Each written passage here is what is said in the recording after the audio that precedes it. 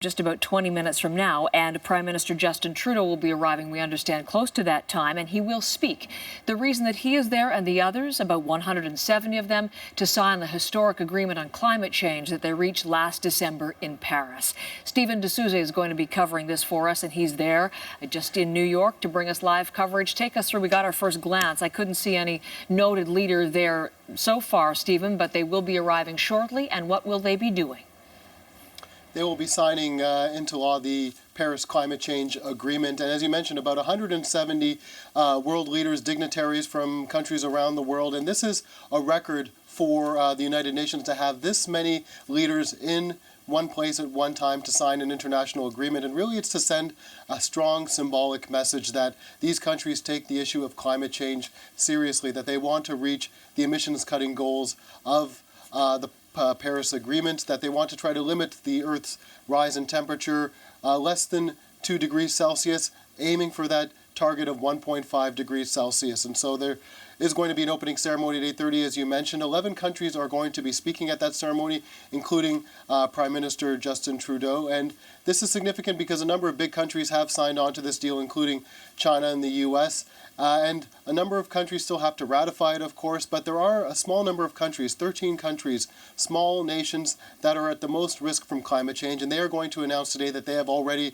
ratified the agreement, further showing how important it is to fight the effects of climate change. You said the signing, Stephen, represents the world sending a symbolic message, but beyond that, let's look to the substance. What is the reality that these countries will reach the targets they agreed to in Paris? Well, the reality is that the challenge is enormous. The Prime Minister was in New York yesterday speaking to students at NYU and said that the future of clean energy is not going to be tomorrow. It's going to take a number of years, can't come at the expense of the economy. And so he was talking about what Canada's role is. And we've already seen a number of reports out this week saying that Canada won't reach isn't on track to reach its goals to cut emissions by 30% of 2005 levels by 2030, and that it ranks 14th out of 16 major nations in terms of its environmental record. So there's still a long way to go. And even yesterday, the head of the UN's disaster risk prevention unit saying that the Paris Climate Agreement isn't enough to mitigate the effects of climate change, that countries have to do even more than what they agreed to. But everyone agrees that this is a good start. This is what needs to be done. And having this event today with all these countries signing on and showing their willingness to take on the impacts of climate change, they say is the good first step. Stephen D'Souza, thank you very much. We'll hear more from Stephen as he covers the day and Prime Minister Justin Trudeau's role in it. Let's look to his schedule this morning. 8:30, as we mentioned, the opening ceremony begins.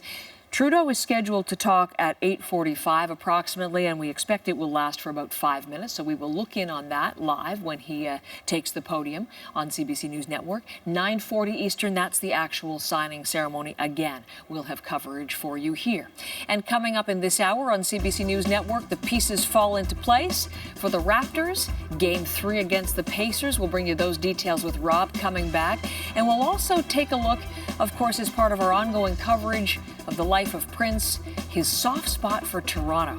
A pair of local musicians who shared a very special moment with Prince. That conversation in just about 20 minutes. Very much more an international icon and someone that they saw as a pillar and the musical voice for this state in this community.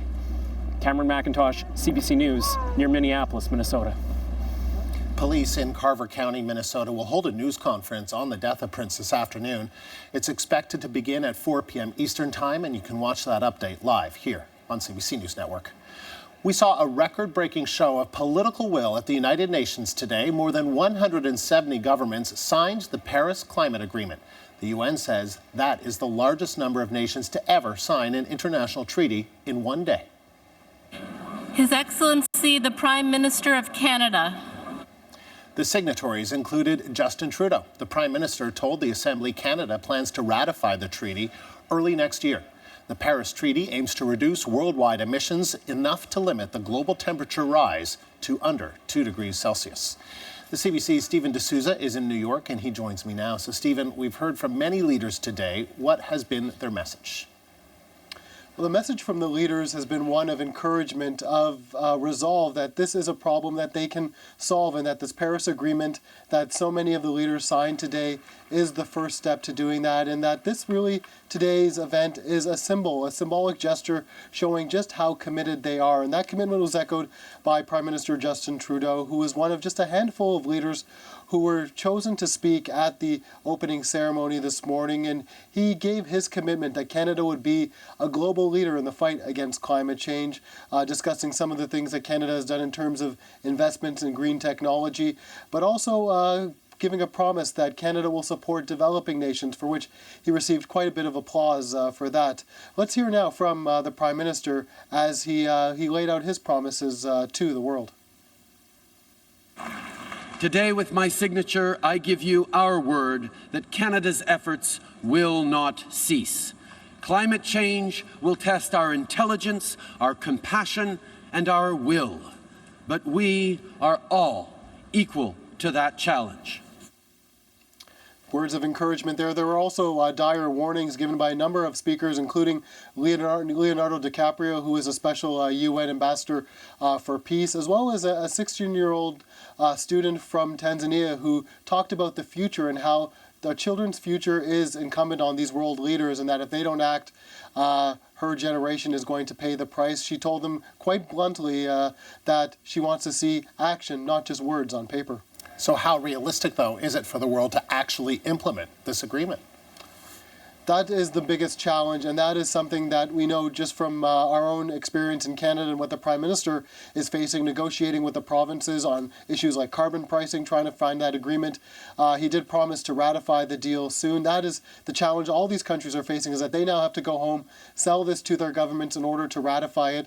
There were a small number of countries that did announce that they have already ratified it, but these are very small, sometimes island nations that are at risk of disappearing if climate change isn't mitigated, if emissions aren't reduced. So this is a strong challenge, and there is still a long way to go. The Prime Minister discussing this earlier, and we'll be discussing this later this hour, about the economic challenges facing countries, and that they cannot fight climate change while damaging their economies, and that the future of clean energy isn't necessarily tomorrow, but it is coming down the road. So a lot of work yet to be done, but the atmosphere, the optimism expressed here with these signatures is one that the world is trying to send a message that climate change is a problem and they are going to address it. Stephen, thank you. The CBC's Stephen D'Souza, live in New York. In Ottawa, debate has begun on the government's assisted dying legislation. The Liberals tabled the bill last week. It would allow competent adults with incurable, fatal conditions to ask for a doctor's help to end their lives. The Supreme Court gave the government until June to come up with new laws after throwing out the old ones last year. Some Conservative MPs have expressed concerns about certain aspects of the bill. The Senate doesn't sit again until May 3rd, but Hill watchers have still got their eyes peeled for Mike Duffy. That's because he got his office keys back after a judge exonerated him yesterday on 31 criminal charges. Still, the Liberals insist the chamber he is returning to is different from the one he left. The CBC's Kathleen Harris joins us now with more. So, Kathleen, lots of speculation. Back with us a little bit later on in the morning. To politics here at home, Prime Minister Justin Trudeau may soon be looking for votes as well. He's at the United Nations today, and that is where he is expected to announce Canada will seek a non-permanent seat on the Security Council. Stephen D'Souza back in New York, and he is just there at the getting very close to the United Nations for us. We're going to hear from the Prime Minister in just a few hours. 10 o'clock, we expect to see him for the first time this morning, Stephen. What is he going to be launching today? This is the beginning of his campaign for Canada to return to the UN Security Council. Canada did have a seat for decades on the Security Council, non-permanent seat, but that was lost in the 2000s. And so what the Prime Minister is hoping to announce today, something he signaled earlier this year when he met with the UN Secretary General, is that Canada wants to return to the UN Security Council. And so the way the process works, it's quite complicated, and usually campaigns are launched years in advance. And so when Canada looks for a seat, they're probably not looking for a seat well until 2021 or beyond that. And so that's sort of the time frame we're looking at, because that's how much work needs to be done, sort of the horse trading, the diplomatic work that needs to be, diplomatic groundwork that needs to be laid down. But this is all part of sort of a broader goal by the Prime Minister to have Canada reassert itself on the world stage. We had heard the Prime Minister talk in the past about how Canada had withdrawn from a lot of multilateral organizations like the United Nations. And so this is part of that process of re-engaging with the world. So the Prime Minister will have sit-downs with a number of people at the UN today, including the Secretary General, the head of the UN Women's Group as well, talking about gender parity, equal pay. And so it's quite an interesting time for the Prime Minister after the big event and the state dinner last week in Washington, now taking a bigger stage, or perhaps for the world, at the United Nations. 2-day visit overall. What else is he going to be doing while he's there? Well, the main reason for the trip that actually precipitated all of this is an award that the Prime Minister will be receiving from an organization called Catalyst. And that's an organization that promotes the advancement of women in the business world, gender equality on boards and that sort of thing. And so they were quite impressed with the Prime Minister when he announced his cabinet that had an equal number of men and women. And they said that really sends a message to the rest of the world. And so they're awarding the Prime Minister the first time at their gala dinner that they've ever awarded a foreign leader. So he's going to be receiving that award tonight and will be delivering some remarks to a group of about 1,600 people, including some pretty high-profile CEOs in the New York and from across the United States. He's also going to be holding some other meetings as well with the head of Xerox, as well as BlackRock Financial, which is the world's largest asset manager. So some very important meetings taking place here today for the Prime Minister to promote Canada, to promote some of the issues that he holds dear, and to re-engage Canada on the world stage. Stephen D'Souza covering the Prime Minister again this morning from Washington back to New York City for you. Thank you very much. We'll talk again later today. Let's turn next to a CBC News exclusive. The growing concerns within the RCMP that its ability to do its job is being hampered by major problems with tech support. Now, that's the responsibility of shared service. Stephen D'Souza is just outside the UN headquarters. He's going to be covering that for us from New York. What exactly will he be pitching when he makes those remarks this morning, Stephen? This is part of a broader plan by the Prime Minister to help Canada re-engage on the world stage, and that's something he's talked about quite a bit. And getting a seat on the Security Council and having that influence in major world decisions is part of that campaign. And so he's going to be speaking about that later today, but it's more complicated than it seems because the campaigns for a Security Council takes years and years, and so the earliest that Canada could possibly run for a seat is in the year 2020 or beyond, and so they'd be facing countries like Ireland, Norway, and Switzerland. The campaigns involve a lot of diplomatic horse trading, a lot of groundwork to be laid. So that's part of what the Prime Minister will be talking about today. You'll recall that Canada did have a number of consecutive terms on the Security Council, but lost an election in 2010, and under the Harper government, Canada stepped back from its role at the United Nations, and so Prime Minister Trudeau looking to change that relationship. In addition to the press conference, he's also going to be sitting down with the Executive Director of UN Women to talk about gender equality, equal pay for women, and those are two topics that will also come up when he sits down with the Secretary General. Expect climate change as part of that discussion. So a busy morning and a busy early afternoon for the Prime Minister just here, Heather, at the United Nations. And it's not just there that he's going to be occupied, because it's a 2-day visit for the Prime Minister. What else is on his agenda, Stephen? Well, later this afternoon, he's going to meet with two pretty high-profile CEOs, the head of Xerox, as well as the head of BlackRock, which is a major asset management company, one of the biggest in the world.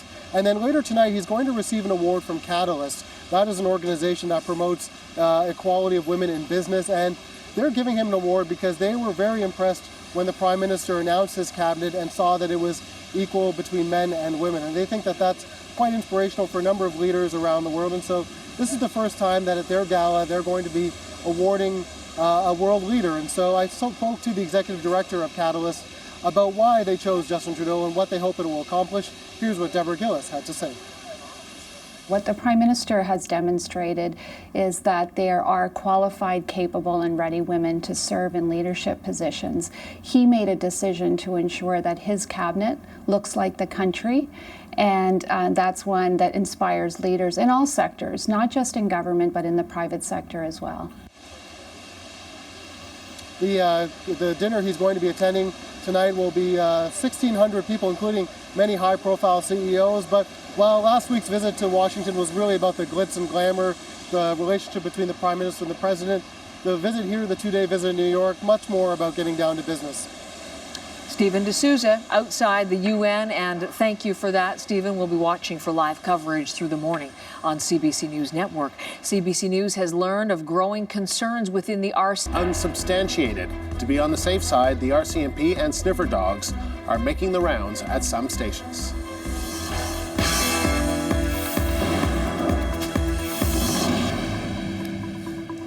Prime Minister Justin Trudeau speaks this hour from the foyer of the United Nations in New York.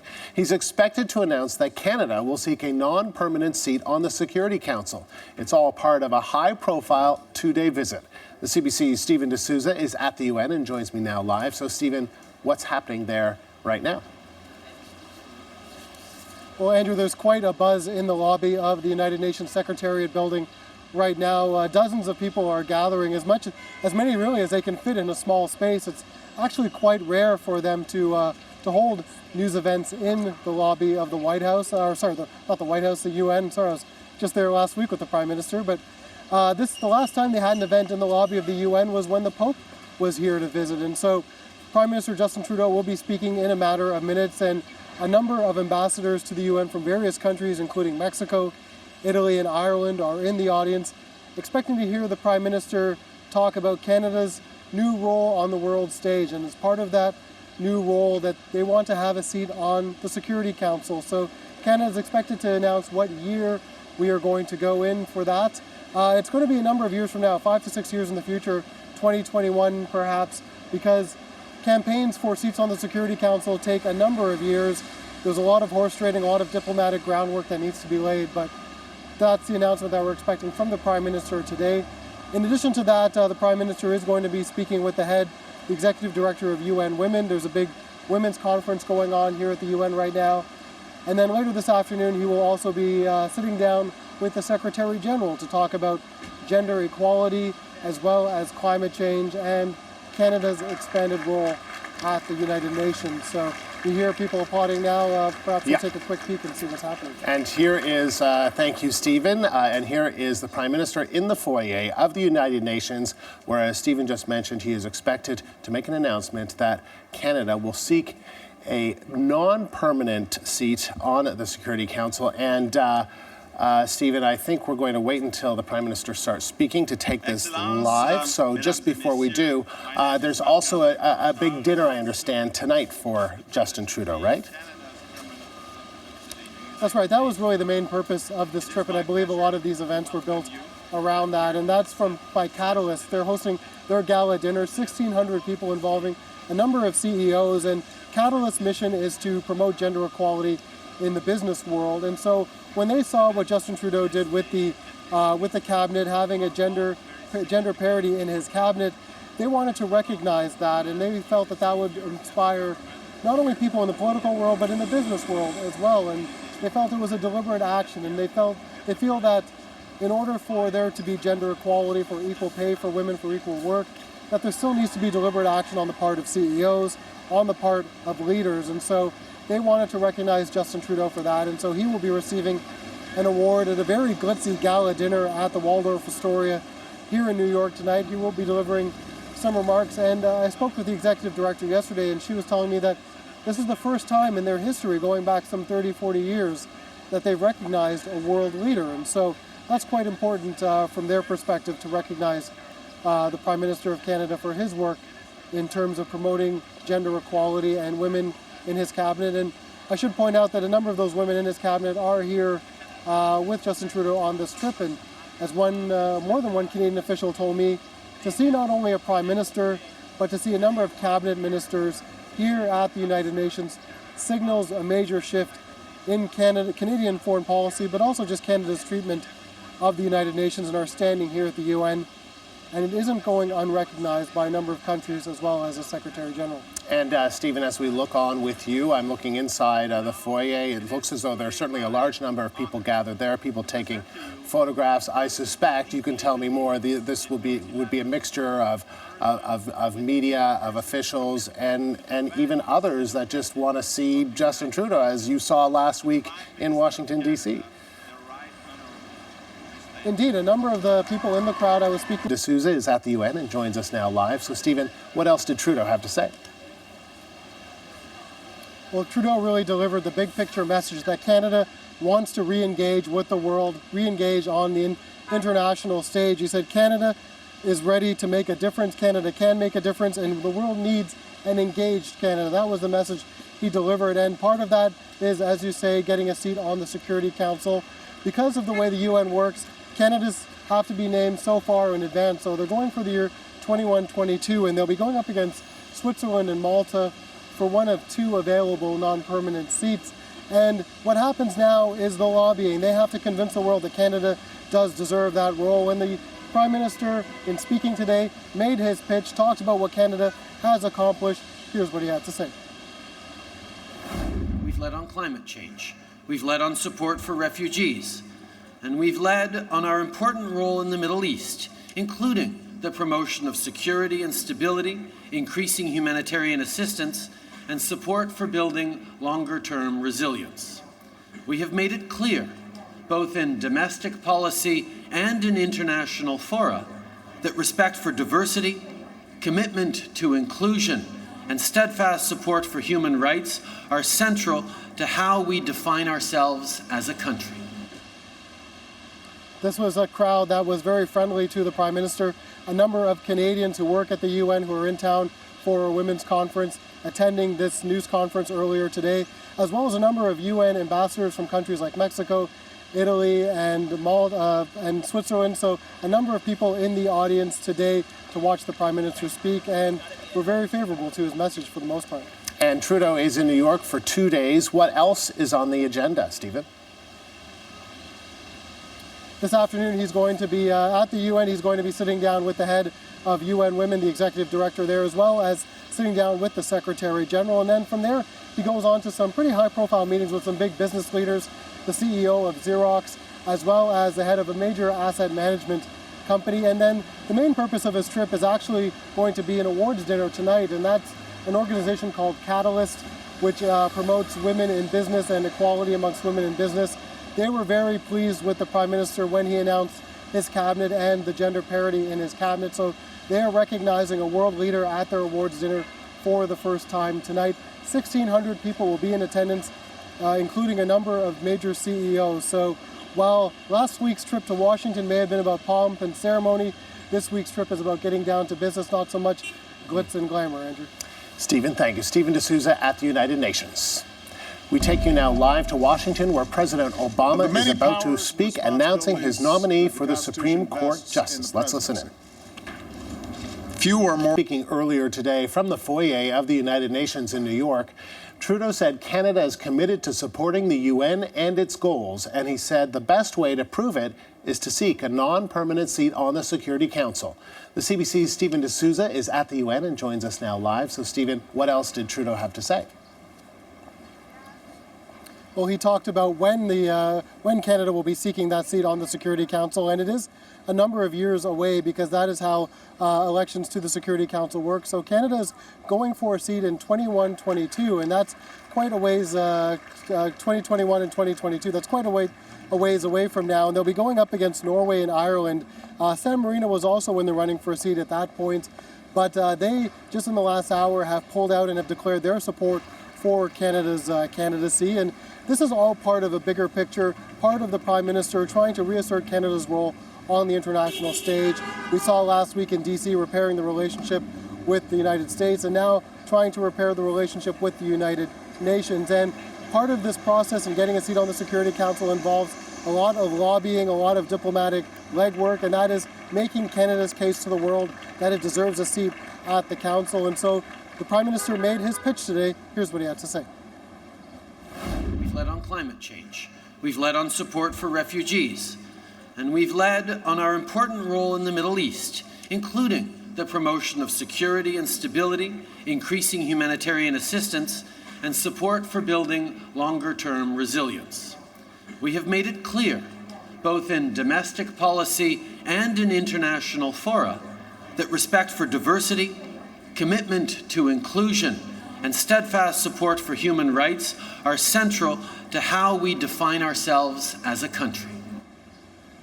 Now, optics are very important when you're here at the UN, and it's interesting that the Prime Minister chose the lobby of the Secretariat building to speak in. It was a very small space, a lot of people jammed in there, a lot of Canadians, a lot of UN workers, as well as a number of UN ambassadors from countries like Ireland, Italy, and Mexico. A stark contrast to when Stephen Harper spoke to the General Assembly, and you will recall that image from a few years ago, where there were a lot of empty seats. So as Canada looks to reassert itself and re-engage in the Prime Minister's words, definitely a very favorable crowd that he spoke in front of today. Yeah, and we had some evidence of that, Stephen, just moments ago when he said, as he said many times before, that he's a feminist. There was some clapping, and he's participating in a question and answer session right now, and he's in New York for the next couple of days. So tell us a little bit about that and what else he'll be doing.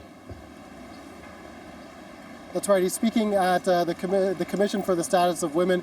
That's taking place right now. So a lot of delegates involved in that from around the world. Very interested to hear the Prime Minister to speak.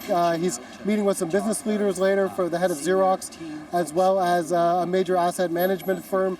He's going to be sitting down with the Secretary General. And then tonight he's going to receive an award from Catalyst. That is a business organization that promotes women in business and equality for women in business, and they're very pleased with the Prime Minister's cabinet that is gender equal, and so they're hoping that by giving the Prime Minister an award at their gala dinner tonight, that will set an example not only for politicians and other leaders in the world, but for business leaders as well. And 1,600 people will be attending that dinner tonight, Andrew, including a number of major CEOs.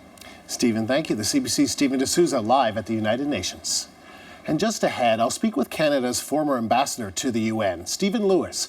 We'll get his thoughts on Canada's bid for a temporary seat on the UN Security. I'm Carol McNeil. This is CBC News Network. And let's head straight to UN headquarters right now. Stephen D'Souza is standing by. Stephen, why does Justin Trudeau want Canada to have a seat on the Security Council? Carol, this is part of reframing Canada's relationship with the international community, with the United Nations, specifically about announcing to the world, as you said off the top, Canada is back. After a frayed relationship with Stephen Harper as Prime Minister, Justin Trudeau wants to repair that and wants to tell the international community that Canada is willing to take a leading role in international relations. And so to do that, he says Canada needs a seat on the Security Council. Now, the way these elections work, the Security Council seats aren't open for many years in advance, and so countries have to announce their candidacy well in advance, and so Canada is looking for a seat in the years 2021 to 2022, and so they are going to be going up against Norway and Ireland. San Marino was also running for a seat at that point, but today they announced they are stepping back and that they are going to support Canada's bid. In order to make that bid, there is going to be a lot of diplomatic horse trading, and Canada has to pitch itself to the world, which Justin Trudeau did earlier today. Let's hear from him now. We've led on climate change. We've led on support for refugees, and we've led on our important role in the Middle East, including the promotion of security and stability, increasing humanitarian assistance, and support for building longer-term resilience. We have made it clear, both in domestic policy and in international fora, that respect for diversity, commitment to inclusion, and steadfast support for human rights are central to how we define ourselves as a country.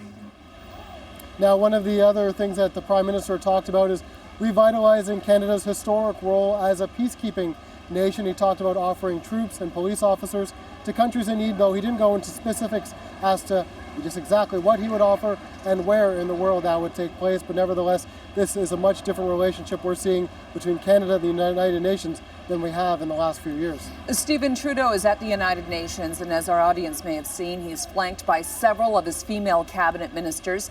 He not only wants a seat at the Security Council, he wants a seat at the Status of Women Commission to improve, he says, the lives of women around the world. How is that message playing out there today?